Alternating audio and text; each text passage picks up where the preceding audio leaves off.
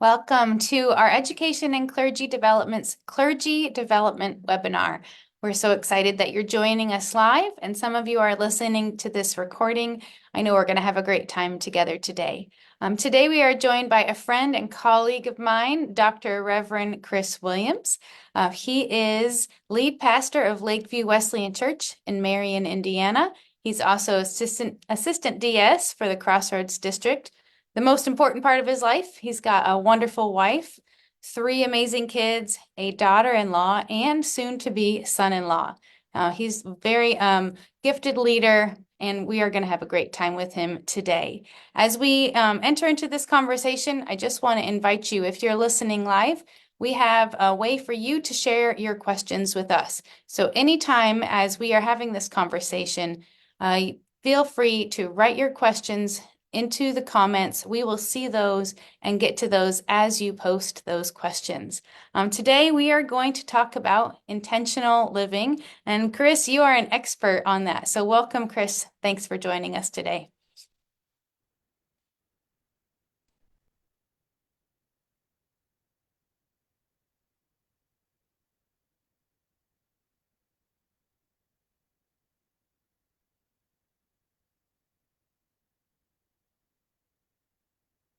Hey, Chris, I'm going to get into this first question about intentional living.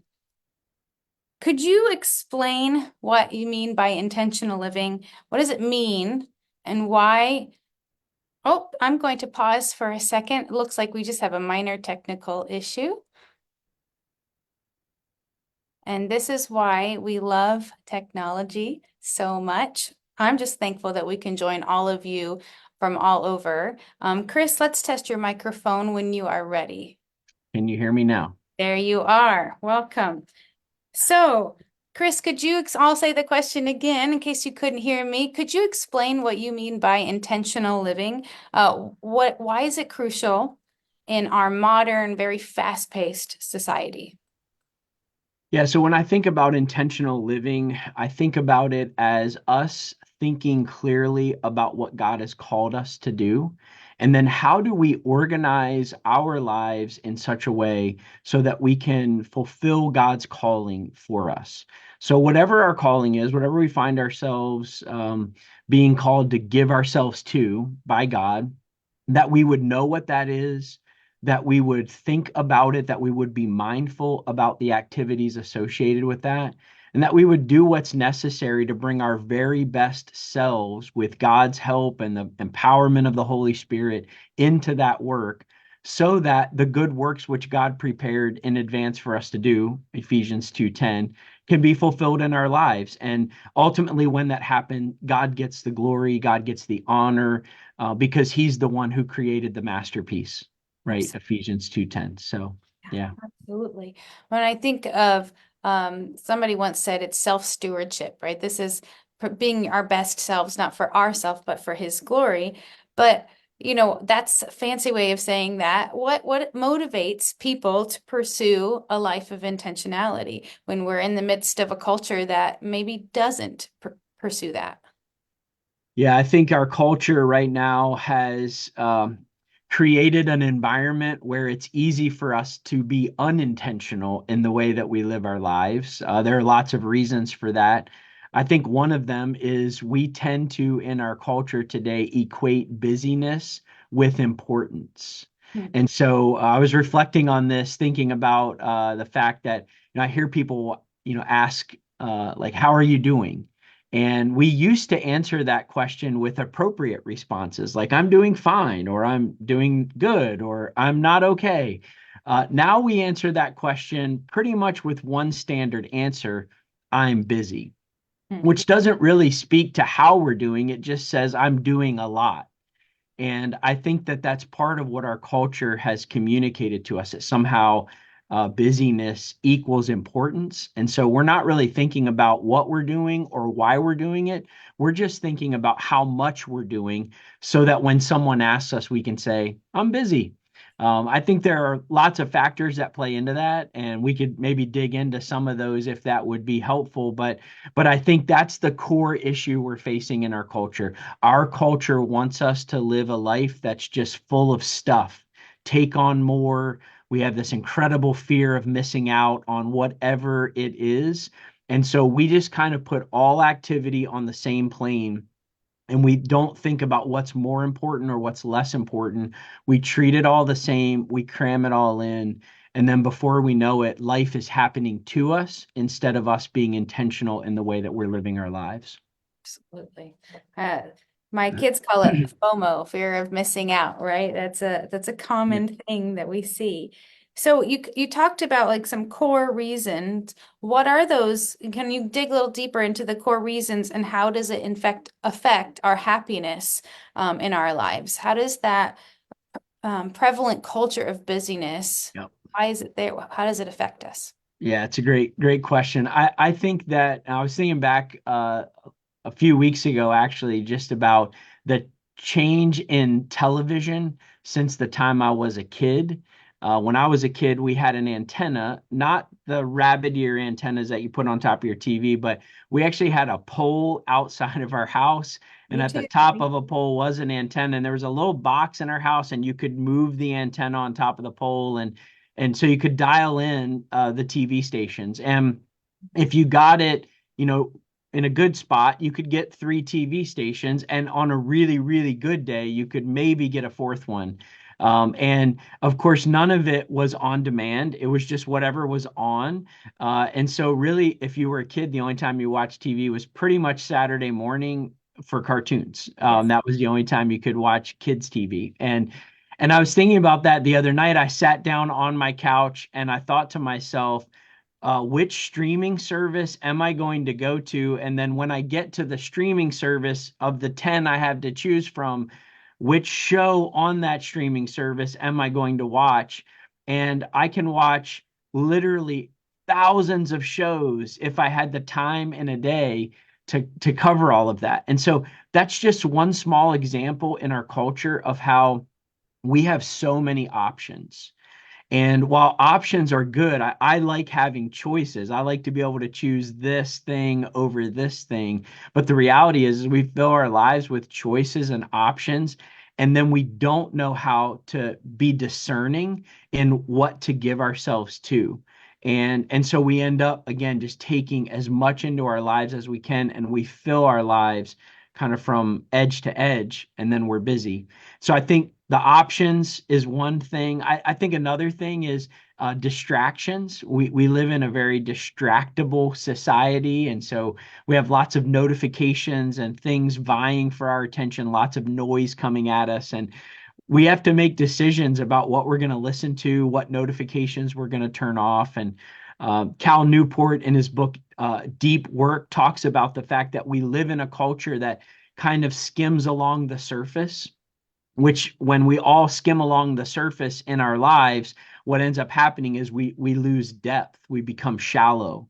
And he actually argues in his book, not a Christian book, not written to church leaders, but I think it has a lot to say to us because he says what we need in our culture and in this day is people of depth. Hmm. We need people of wisdom, people who have something to say to the world. And the only way to get that is to kind of push the distractions away and go deeper. Then maybe one more thing I'd say that creates busyness in our lives, that pushes us away from intentional living is I think we're just inefficient. I think we go to work, maybe for 8 hours a day, and it would be interesting if there was a way for us to truly know how much time did we actually work while we were at work. Because we have all of these notifications and distractions, and because our devices tend to connect our personal and our professional lives, we could be at work for 8 hours, but getting text messages from our kids or our spouse or a friend, or we're just checking Facebook or just checking on this one thing that we needed to take care of for our home. And we get pulled away from our work. And so we go to work for 8 hours, but maybe we only actually work 5 or 6 hours at best, maybe sometimes even less than that. And then we get home at the end of the day and we think to ourselves, man, I put in an 8 hour day. I gave myself to my work and I didn't get enough done today.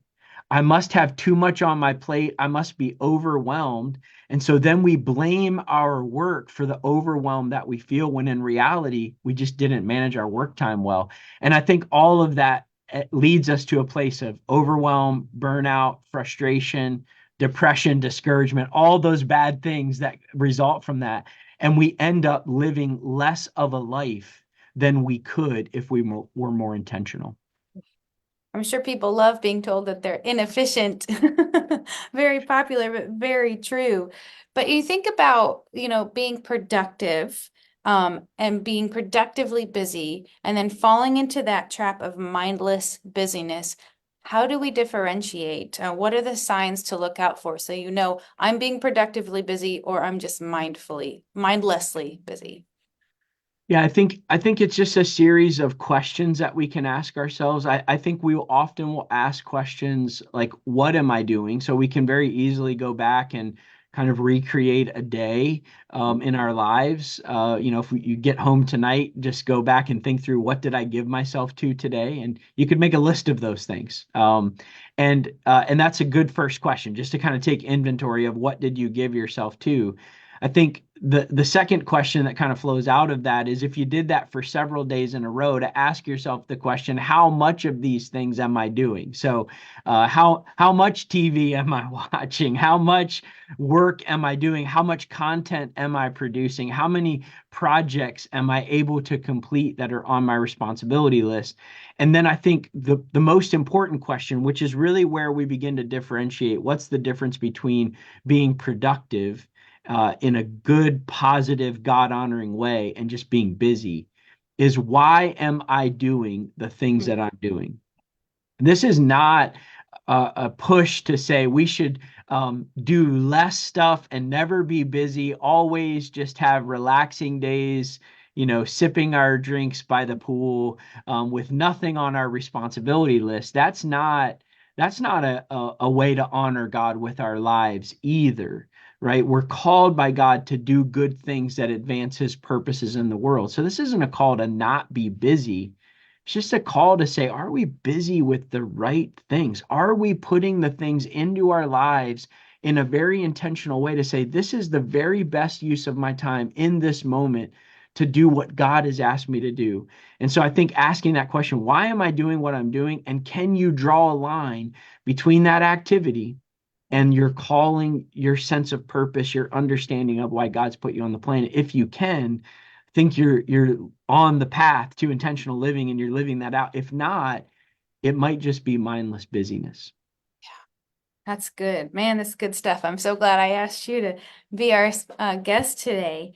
So when we think about, living intentionally and purposefully, this is 1 hour that we have with people.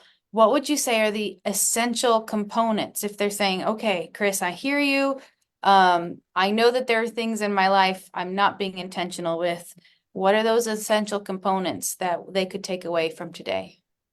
Yeah, I went through a phase in my life several years ago where just I don't know if it was technically burnout, but it felt like I was burnt out. Just didn't feel like I had any more to give, and felt pretty depleted, felt pretty tired and fatigued all the time, didn't have a sense of passion. Really just kind of felt like throwing in the towel and running away and trying to find that pool where I could sip some beverages and sit next to the pool and just enjoy life for a while. And in the middle of all of that, really just kind of return to God. What have you asked me to do, and how did I end up in this place? If I'm doing what you've asked me to do, why don't I have the energy, the strength, the commitment, the time to do what you've asked me to do? And so as I kind of started processing through that, it took me, several months, even almost a couple years, to really come out of burnout, really come back to a place where felt like myself again, to have passion, energy, and life to give to what God was asking me to do. And so it was through that process that I really started kind of in my own heart and mind developing a framework for intentional living. And I think that is something that I've been developing over years in my life now. And when I think about intentional living, kind of the way that I define it or explain it to people is think about becoming a healthy, vibrant person. And by healthy and vibrant, I mean in every way, spiritually, physically, emotionally, relationally, in every way, you're kind of bringing the very best of who you are to what you're called to do. And then taking all that's a part of your life, all of your responsibilities, roles, tasks, projects, calendar, all that stuff, managing all of that efficiently so that you can maximize the contribution you're called to make. And that's not just professionally, but personally as well, to your family, to those closest to you, but also to the work that God's given you to do professionally. And as you think about being a healthy, vibrant person, efficiently managing your time and energy so you can maximize your contribution, that at the end of all of that, you'd be able to give your very best energy to the most important priorities that God's called you to focus on. And so when I think about intentional living, that's kind of how I define it.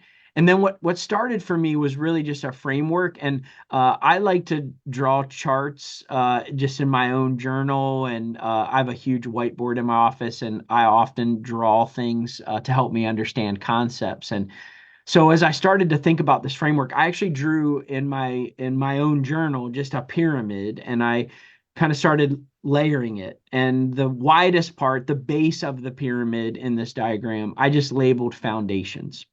And as I thought about that, I thought, what are the foundations of a healthy, vibrant, effective life?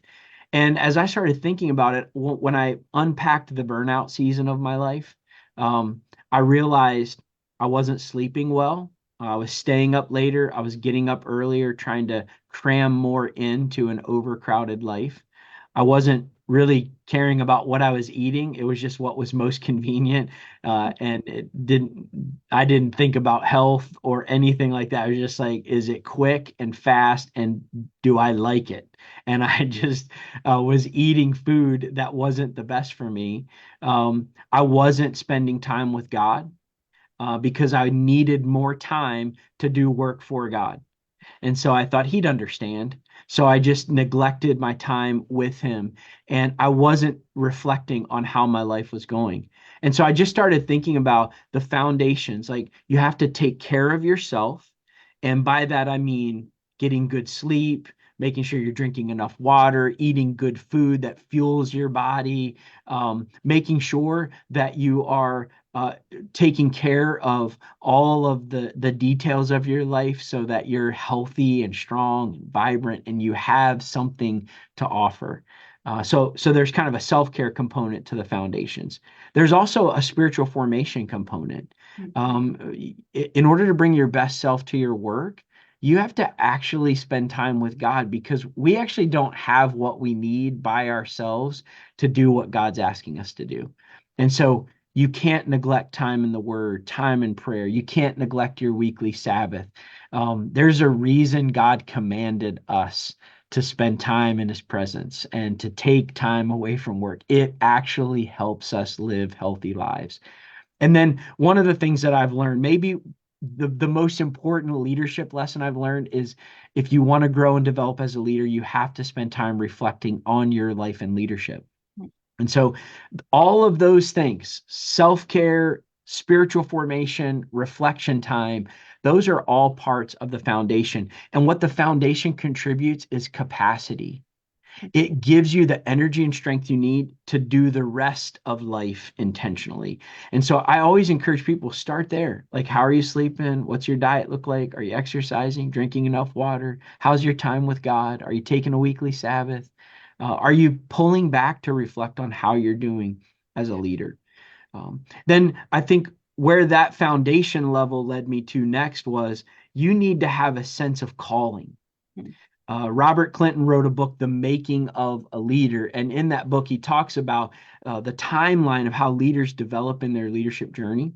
And as he talked about that, he emphasized that if you want to finish your leadership journey well, one of the greatest contributing factors to that is having what he calls a sense of destiny, Hmm. that God has a purpose for your life that He's calling you into.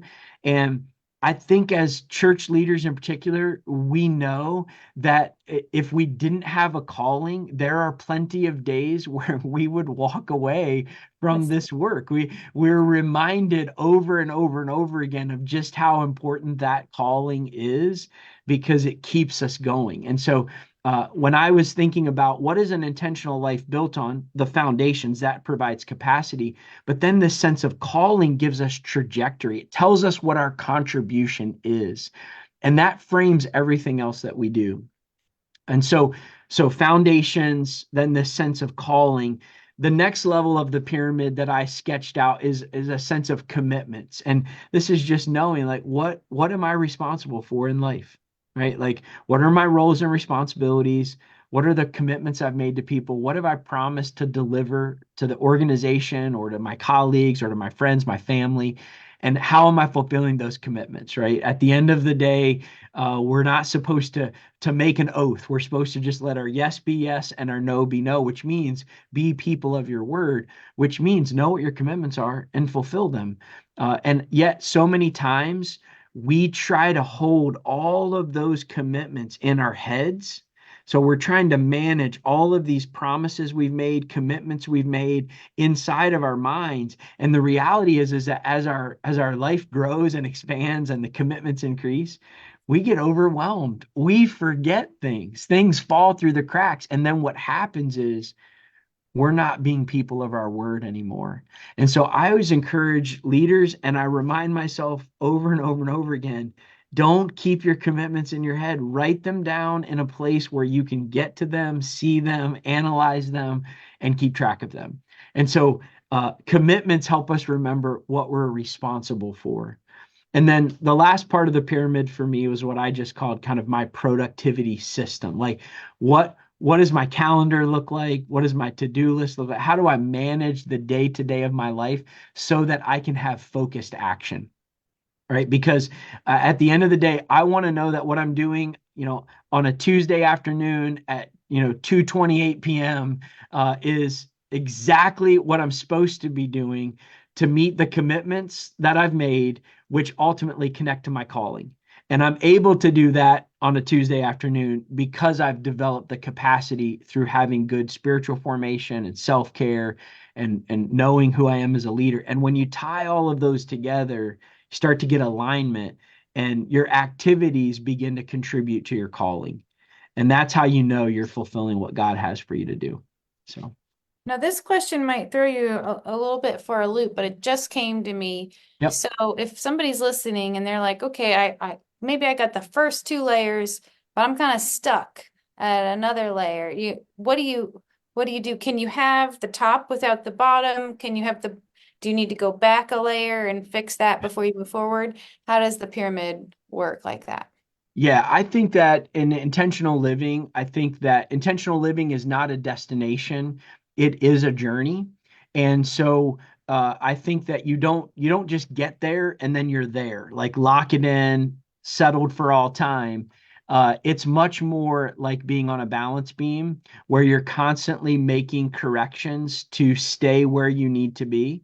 And so I just spent yesterday in a personal retreat day, a day alone with God. And as part of that day, I take time. I have an agenda for those days, and I take time in those days to look back on the last month and really just evaluate where was I doing a good job and where was I not doing a good job, and then make those mid-course corrections. And knowing that I have one of those days every single month allows me to make the correction to your point, if I've got a couple levels working great, but another one's not, these aren't necessarily sequential. So it's like whatever the weak spot is, whatever the place of improvement is, go there and work on that. So if you've got foundations, you're sleeping great, diet's good, exercise is awesome, time with the Lord is just off the charts. That probably isn't the place where you need to improve right now, but maybe you could make some improvements in the way you organize your calendar in a day so that you're giving your best energy to the most important projects and tasks so that those things which are high priorities are getting your best energy. Absolutely. Thanks, Chris. Thank that. Good. I love that you said this is not a destination. This is a journey. So more questions for you. I get to ask all the questions. You get to give all the expertise. And a reminder, if you're listening, feel free to ask a question. So when we think about life planning, um, how important is life planning in achieving alignment between your actions and your deeper purposes and goals? Yeah, I think life planning, particularly for those of us in Christian faith, is critical. If you have an understanding that God is the one who knit you together when you were in your mother's womb, and He knew all of your days before any of them came to be, and He created you, again referring back to Ephesians 2:10, He created you in Christ Jesus to do good works which He prepared in advance for you to do. All of those ideas suggest to us that God has a purpose and a plan for your life. And so, if we believe that, then the response that we have to that is, okay, God, how can I understand the plans and purposes that you have for me? How can I know what those good works are so I can give myself to them? Right? We should want to live our lives in a way to fulfill to the fullest possibility all of the plans and purposes that God has for us. And I think that's where life planning fits. And I think sometimes, particularly if you're a younger leader, so if you're in your 20s or 30s, you're thinking to yourself, man, if I live to be 80 or 90 years old and you're wanting me to plan out the next 50, 60, 70 years of my life, that seems impossible. How in the world could I ever do that? I would just encourage you to not see it from your perspective, but to see it from God's. And we see our lives unfolding before us. They're in front of us. So we're looking ahead to the end of our lives. But understand God knows the course of our lives. He already knows the end, right? And so think about God being at the end of your timeline, looking back all the way through the days of your life to the moment when He created you, because He knew what He wanted to do with your life. He knew the purposes He wanted to accomplish. When He was putting you together, He gave you the personality you needed. He gave you the skills and the gifts and the abilities that you needed, all in seed form. They have to be developed, they have to be shaped and formed over time. They have to be sanctified by God's Spirit to make them holy and pure and righteous before God. All of those things are true, but He gives these things to you because He knows what He wants to do with your life. So, in the way that you were designed are clues to your destiny. And I think it's really key to understand that, because you can actually figure out what God might want to do with your life by just reflecting on how He made you. And then, whatever stage you are in your journey, again, if you're in your 20s or 30s, just think about, even at this point in your journey, as young as you are, and you are young, trust me, you are young at That's 20. right. They get uh, younger and younger as we get older and older. Exactly right. You're just a kid. You're just getting started. Um, at 20 or 30, just remember that even at that point in your journey, God has already brought people and events into your journey to shape and form you, to make you who He wants you to be. So you can actually look back on your journey so far to find clues to this life plan. And Mhm. when you start to map up all of the clues from how He made you and how He shaped you, you start to get a trajectory of what He might want to do with your life in the future. And so you can begin to project, the next 5, 10 years. Maybe this is what God wants to do. And then you just faithfully take the steps of obedience God puts in front of you. And if you do that for the rest of your life, by the time you get to the end, you will have finished your journey, not just with a sense of destiny, but with having accomplished the things that God put before you to accomplish. And all of those good works which God prepared in advance, they'll be fulfilled. And we don't do that for our own name. I know that we get a lot of talk about legacy and what we leave behind. And I'm not downplaying those conversations, but I'm just reminding us that as stewards, we don't do what we do for our name. We do it for the master. And it's ultimately His resource, His kingdom, His purpose, His glory. And so life planning helps us, I think, maximize the glory and honor that we give to God. And I appreciate as you were talking that it's if you don't have it all figured out, you can't be intentional. I mean, you're giving, yes, even if you don't know, there's ways to continue an intentional life Yep. that I think, as you keep saying, it opens you up the most to what God has next for you. Yep. You are the most ready to receive. So really appreciate that. Let's talk about commitments. Getting things done. Yep. So let's just discuss the role, and I have this written down, so I'm not looking at you. Yep. The role of managing commitments and getting things done methodology in living an intentional life. That's a lot. Like, how can these concepts help align daily actions with this overarching life goal? Yeah, I think that at the end of the day, our calling gets expressed through our commitments. And so I think it's important for us to have an inventory of what our commitments are. And so I'm not one to say, oh, you should download this app. This is the way to do it. I think that everybody has to find their way of doing it.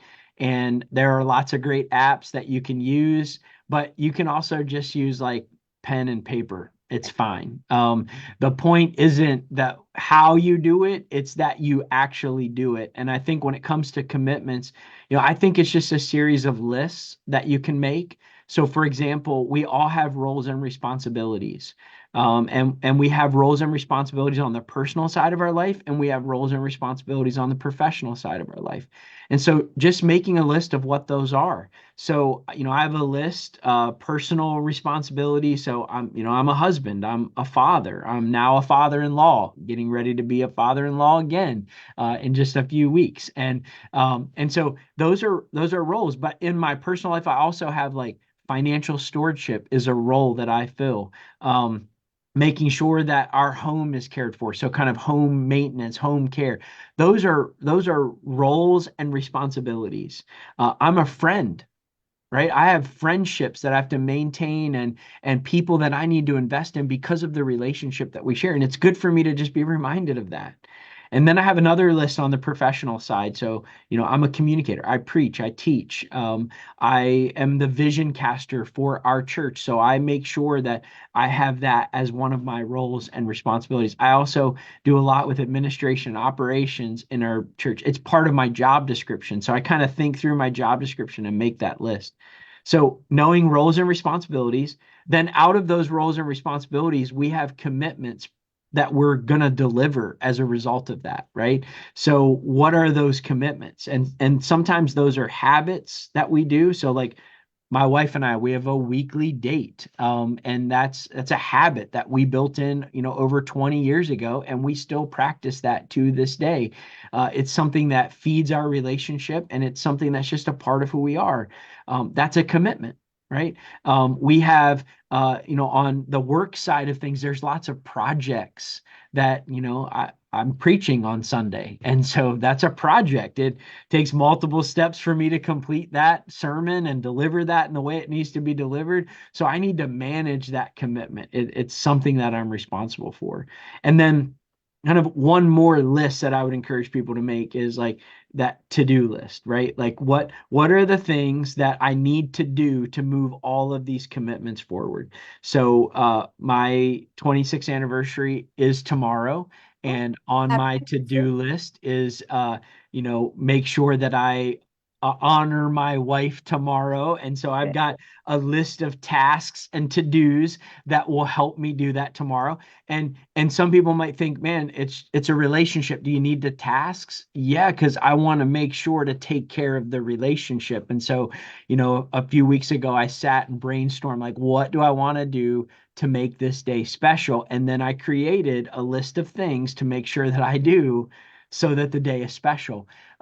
That's how we start to align our day-to-day living all the way back to our calling, because our calling is what gives rise to our roles and responsibilities. That's where our commitments come from, and then ultimately our commitments should show up in our daily to-do lists and our calendars, so that we're giving our time and energy to things that ultimately fulfill our calling.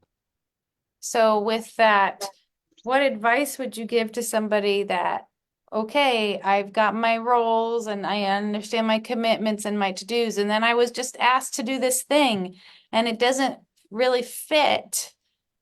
Or how do I know if it fits? How do we know intentionally when we're thinking about something new? Yeah, great question. I think that uh, there's maybe filters that we run things through. So some things we get asked to do are uh, just outside of our calling. They're outside of what we ought to be spending our time on. And if we're honest with ourselves, we know that intuitively. But we struggle to say the two-letter word that we must all learn, which is no. No, I can't help you with that. No, I'm not able to do that. We want to help, we want to serve, we want people to like us. Um, it's one of the things that brought us into ministry to begin with, right? Like we want to help people, and so when someone says, "Can you help me with this?" We want to say yes, but we do need to learn to say no if it's outside of our calling. A lot of things, though, are maybe require more discernment than that. I mean, there is a clear line to say that's not something I'm good at, something I'm called to do. So, no. It's harder when it's something that maybe we do have a little bit of competency with, or the person is close to us and they're a really good friend and we really want to be helpful to them. How do we discern? And I think the filters that I would use, one is, does this connect with my calling? Is this something that I can do? Maybe not better than everyone else, but I can do it with a fair amount of competency, better than maybe most. If so, that may be something you want to say yes to. I think another filter that I would run through the system is, what are all my commitments right now? Am I full? And so for me, I keep a list of all of my commitments that I'm aware of for the foreseeable future, next 12 to 18, even up to 24 months. But on my actual kind of project list that I'm looking at every day and definitely every week, I limit it to 15, the top 15 that require activity right now. And so if someone comes and says, "Hey, I need you to do this thing for me, and would you be willing to do this?" and it's due in the next 2 weeks, I can just look at my project list, which is the benefit of having the list, and say, I'm not going to have the space for that in this time frame. If this were 6 months from now, perhaps, but I don't have the time. And so again, does it connect with your calling? If it does, next question, do you have the space for it? And then another factor is this related to like your current commitments in life? So uh, if someone outside of my church or outside of my organization asks me to do something, I have to really monitor, uh, does this fit? And if not, uh, then I don't need to worry about it because it's not my current organization. Right. But if my church board says, "Hey, we need you to take this project on," then I probably need to move some other things around, right? And we were just having this conversation in our board meeting earlier this week of just like, if this is a request to do more of this particular thing, what is the thing you're telling me I can do less of? Right? Because I want to honor those who are leaders and authority over me, but I also want to have an open conversation about where my commitments lie and not just do more, more, more, but more of the right things and less of the wrong things. So, Yeah, and I think this intentional living conversation just keeps bringing up that I'm going to know what's on my plate. I'm going to have a good assessment. yep, So I can, like you said, sometimes you take things off so you can bring something else on, but you don't know that if you yep. haven't taken the time. So I really appreciate this. That's exactly right. I think the inventory Yeah. is the thing that allows us, once it's out of our minds where we can see it, now we can evaluate it, we can make adjustments to it, we can move pieces around, we can renegotiate commitments that maybe we need a longer time frame on, or maybe aren't that important anymore. We can eliminate things if we have them out of our heads, and on a piece of paper, we can say, you know what, that's not important anymore. I can cross that off the list. Um, when it's in our minds, we tend to not have a clear sense of what we're actually committed to, which is why we often feel overwhelmed. It's amazing how when you feel overwhelmed, I just encourage people, I encourage myself to just get out a piece of paper and just write down all that's in my head right now. And when I write it down, even though nothing has changed in the world, I feel better. Yeah. And part of that is because it's like, oh, this isn't as bad as I thought it was. Right now that I see it, I can manage it a Right. little bit better. I can move things around. And I think that's really important for us as we think about living productive lives and managing the busyness, which is just a part of leading in today's world. Yeah. And I think as we, you know, is it part of my calling? Because when somebody asks you to do something, we do love to please people, but we also, if depending on the group or who's asking, it also might make you feel like, oh, they're asking me. I feel that that's really great. So it's still important to say, okay, but does this, is this the right thing for me? It's a nice thing. It would be a great thing, but is it the right thing? Yeah, I Um, had a mentor who used to say half the glory is in being asked. And then he just would encourage me to think about whether or not that's enough glory. that's good. So That's you get asked to do something and you think, wow, that's really cool that they asked me to do that. Is that enough right. to just know you were asked? And if it is, then you can say no and just kind of have in your own heart, man, they asked me to do that. That's awesome. Absolutely. Sometimes you need that little pat on the back. Okay, so you use some helpful, strong language, inefficient, distracted. Yep. But flip side, efficiency, being efficient, being able to focus is very crucial to getting things done. So if you think of like ways we're distracted or ways we're inefficient. On top of what you just said with those filters, any other practical tips that you would give? Yeah, I mean, I would say, practically, I think eliminating the distractions, right? You have agency and control over what notifications you allow into your life. And so I would encourage you to think through what notifications do you really need to receive on your devices. And so, obviously, you want to be reminded that you need to leave so you can be at the event at the right time. All of those things are important, but you don't need to be notified of every email that comes into your inbox. You can turn that notification off. You don't need to be notified every time you get a text message. You can actually determine, believe it or not, when you're going to check your device for those communication pieces. And I think you have to be clear with the people on your team, people in your family, people around you to just say, hey, I'm going into this sermon writing time and I'm turning off all my notifications. I'll be done at this time and I'll check email and messages then. And if you do that, everybody knows everybody's on the same page. You're only going to be out of touch for like 90 minutes or maybe a couple hours at most. The world could blow up in that time, but you'll know about it in less than 2 hours, right, from the time you start. And so I think just being able to turn off the notifications so that you can focus. This is one of the things that you'll have to train your brain to do if this is not a current practice you have. You're going to constantly be wanting to check the device. It's a normal thing. And so I would encourage you to give yourself some space to build the capacity. So don't try to take 6 hours of focus time. In fact, Cal Newport says about 4 hours is the most amount of deep work you can really do in a day. And it'll take you a while to build up to that. And so I would encourage you to maybe start with an hour and say, okay, I'm going to give this hour no notifications. I'm going to really try to focus here. Take breaks in that, come back, try it some more. But I would encourage you turn off the notifications, practice concentration. I would encourage you to pick up Cal Newport's book, Deep Work. It's fantastic and with lots of tips on how to really build focus into your life. Um, Another thing I would say, just on the efficiency side, is automate things. So, if you find yourself writing the same or very similar kind of email multiple times, man, just make a template, Yes. right? Like there are certain emails I send over and over and over again.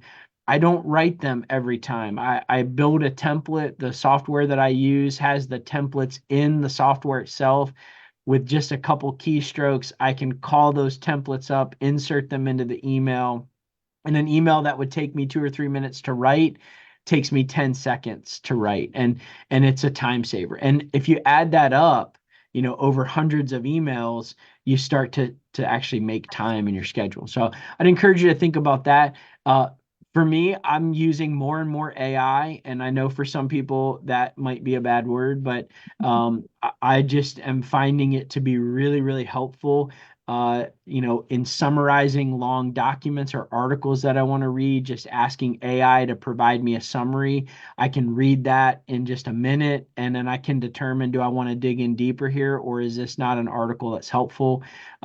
Helping at the very beginning of sermon prep to ask, I'm going to preach on hope this Sunday. Give me the top 30 verses of scripture that deal with hope in the New Testament. And I could find all those on my own, but it will return the results in just a matter of seconds. And then I'm going to dig in and find the ones I want to study and really process through. I'm not asking AI to write the sermon for me, but I am asking it to be like a good intern for me. I might ask an intern to go do some research for me and return the results so that I can use those. And it's worth it to use AI in that way, and it actually saves you time. And so if you've got hard emails to write, you can get a draft from AI. I mean, there are lots of things it can help you with, and I'd encourage you to dig in. And by the way, Carrie Newhoff has a great little podcast series on AI and the church. And if you haven't listened to that, I'd encourage you to do it. I think there's some really good stuff there. What what's that podcast called? Do you remember? There's four of them. They were released in January of 2024, and they were in a row. And it's just the Carey Nieuwhof Leadership Podcast. He interviews, I know in at least one of them, he interviews a guy by the name of John Lennox, who is a Christian mathematician from Oxford. And he recently wrote a book called 2084, which is a book about AI and the church. And so I would just encourage you to check out that podcast. It's really, really helpful. Sorry, I cut you off. I didn't know if I No, you're asked that fine. question. Wanted to make sure there weren't any other like tips or tricks that you wanted to mention. Yeah, I would just say, when you think about your schedule in particular, think about making sure you know when you're at your best. Hmm. So if you're a morning person, don't schedule meaningless work in the morning. Schedule your most important work for the time where you're sharpest. And if you're a night owl, save that important work for nighttime. Don't force yourself to give your worst to your best or most important things. Schedule your calendar so that you're giving your best time to your most important priorities. I used to do breakfast meetings, but I'm a morning person, and I have I'm most creative, sharpest, have the best thoughts in the morning. So I just don't give that time to other people now. I don't do morning meetings. I save that. I save the mornings for study, for sermon prep, for writing. Um, for the things that are going to make the most difference in my leadership. And then the afternoons, I save that time to be with people. So that's when we have meetings, that's when I'm connecting with people in our church. It's not that I'm giving my worst to people, it's just that I want to make sure my mind is sharpest in the morning when I'm writing, studying, prepping to speak, and then the rest of the day, that energy I can give to other things, which are also important, but not as important as the most critical thing I do for our church. Great advice. I love that. So as we've been talking, I've been thinking, oh, this is good stuff, but I can hear it in my head and maybe some others. Yeah, but like there's obstacles that everybody's facing. So when you're thinking about intentional living, what are some common obstacles that people might face when they're striving to live intentionally? And because I think we can all think of an obstacle, how do we navigate that challenge? Yeah, I mean, I think the biggest obstacle that we all face is we live in a culture that doesn't necessarily call us to this kind of life, right? So that's the big thing. We're in some way swimming upstream to live this kind of life. So with that said, what are the specific obstacles that we need to overcome? And some of them are related to just self-discipline, and we have to if we're going to introduce change into our lives, it just requires an amount of self-discipline. It requires us to apply ourselves to that. And we all know that. Um, I think the thing that uh, maybe we struggle with as it relates to self-discipline is you hear maybe a lot of things that you say, oh, I want to do that in my life, and we try to do it all at once. And I think that that is counterproductive to our self-discipline. So I would encourage you to find the one thing that will make the greatest difference in this whole picture and start there. For me, for example, one of the things I recognized is that if I'm not sleeping well, it kind of derails everything else in life. I can not sleep okay for a few days, but after several days or a couple of weeks of not sleeping well, then I just turn into like a grumpy, Oscar the Grouch kind of person. And it just impacts every part of life, right? Including my spiritual life, my relationships with my family, my colleagues. It's just not good. So for me, sleep is like a big priority. So when things feel off, the very first question I ask myself is like, how am I sleeping right now?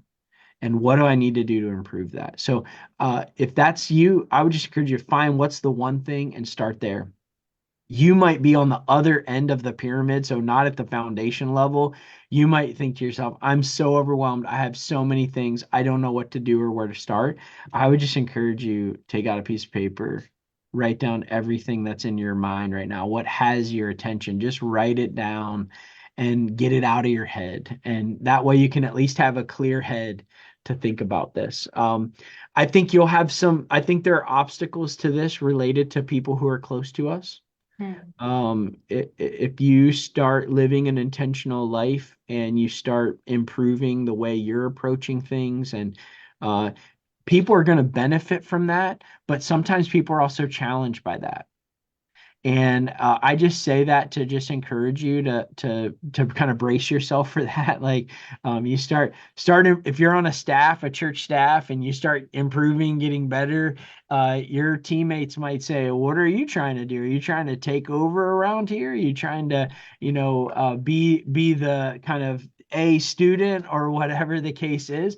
And I just want to prep you for that. That sometimes our improvement presents a challenge or a threat to others. And I wish it wasn't that way, but it is. And you'll face that obstacle. I would just encourage you not to be um, arrogant about the steps you're taking forward, or to be prideful, because pride goes before a fall. So just maintain humility. And if people are challenging you on it, just say, you know what? I'm really working hard right now to understand my calling so that I can live that out faithfully. That's all I'm doing.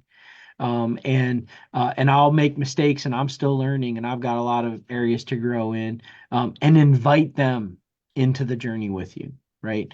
So I think there are obstacles that you might face like that, and you'll want to be aware of those so they don't knock you off course. So here's another maybe obstacle. Um, And, for the pastor who, they've not been unintentional, but they've maybe not been super intentional. And so they're trying, and maybe they are saying no a Yep. little bit more, or they're turning their notifications off and they're not reachable 24/7 because our phones have made us way more reachable, Yep. and they get pushback from their congregation. Mhm. What is something that they could say to help their congregation understand and embrace these changes and choices? Yeah, I think that's a really great question. I encourage and practice this in my life is number one, as you start making steps in this direction, don't just make the steps in like some kind of covert way where you're not letting anyone know what you're doing. Um, Say it out loud, say it repeatedly to your board, to your staff, to your congregation, say it in personal conversations, say it from the platform. Um, and you don't have to necessarily make a presentation on all of it, but work it in, right? So I will say from time to time, Friday is my Sabbath day, and I'll just throw that into conversation like, oh yeah, I didn't sorry I didn't get your email until Saturday. Friday's my Sabbath, and I don't do anything with email or text messaging or keeping up on Friday. I disengage from work. And I've never had anyone say, how dare you take a Sabbath. They tend to understand that. And then the second thing I would say about that is make sure that even on a Sabbath or a time when you are unplugged, that if a major emergency happened, there is someone who knows how to get up with you. And if they were to call you, you would answer the phone. We have that in our church because I don't. Part of ministry is being accessible, and a lot of the moments when we need to be accessible can't be planned.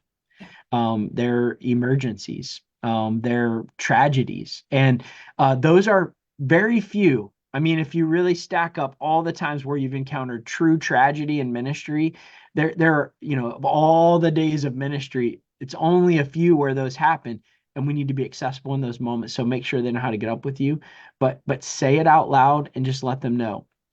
This last year was I have our youngest son was his senior year. It's his senior year of high school. He graduates here in just a little over a month. But he's a soccer player, and in his senior year of soccer, I made a commitment to him. I've only missed maybe 4 or 5 games his entire soccer life, but I made a commitment in his senior year that I wouldn't miss any single game, no matter what. And so, I had people who were asking me to do, hey, can you do this? And I would just say to them, hey, I'm unavailable. I gotta be at a soccer game that night. And I even said to a couple people, I would tell you I'm sorry, but I'm not sorry. What I got from my congregation was affirmation. We love that our pastor is committed to his family and is not going to sacrifice that just to show up at something for the church. And so I think if you're open, you're clear about it, I think people will respond to that. And if they don't, just give them a hug and love them anyway. That's right. Yeah. I really appreciated that word at the beginning of that, your answer of, we are supposed to be accessible. And there have been times when people think, oh, well, you're just trying to, leave us alone and no, not at all. But defining, I would add helping when you communicate to that person, like you are the one that can reach me. These are what's actually considered an emergency. Yeah. Yeah. These situations I would not consider emergency and they can wait.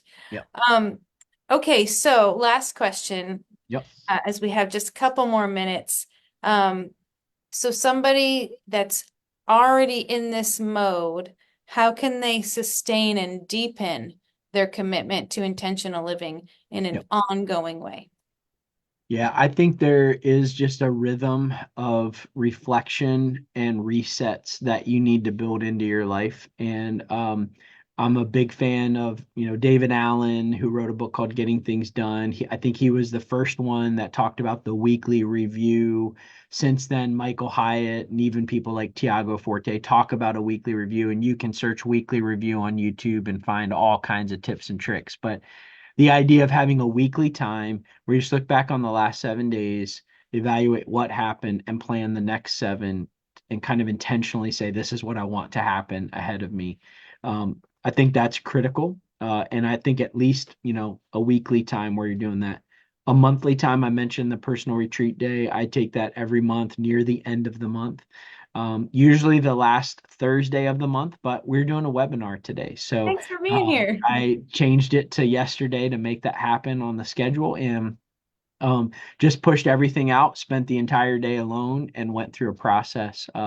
And again, just that monthly time. And then every year, for me, it's the week between Christmas and New Year's, just kind of evaluate the whole year and just think like what happened this year, what went well, what areas do I need to improve for the year ahead, and then planning out. I think if you build that rhythm of reflection in, it gives you a chance to course correct on intentional living and keep taking steps forward. Because again, it's not a destination, it's a journey. Absolutely. Thanks, Chris. You've given us a lot of wisdom. I appreciate that. I think you've given people permission that if you take time, you're actually not wasting time. So I really appreciate that permission to be intentional and that encouragement. This is going to be shared. And so if you want to go back and listen, Chris may say no, but I know that he's given information out. So you can reach out to him if you Sure. have any more questions about how to live intentionally. Next month, we're going to be on the fourth Thursday again. We hope you can join us. That's May 23rd. 1 p.m. Eastern. We're going to be with Reverend Mike Hilson.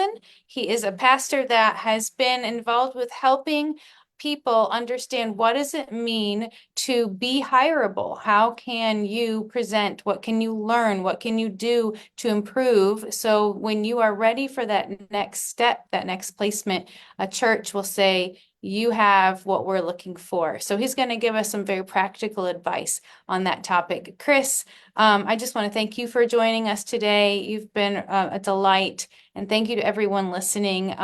We are thankful to have you here. So thanks and have a great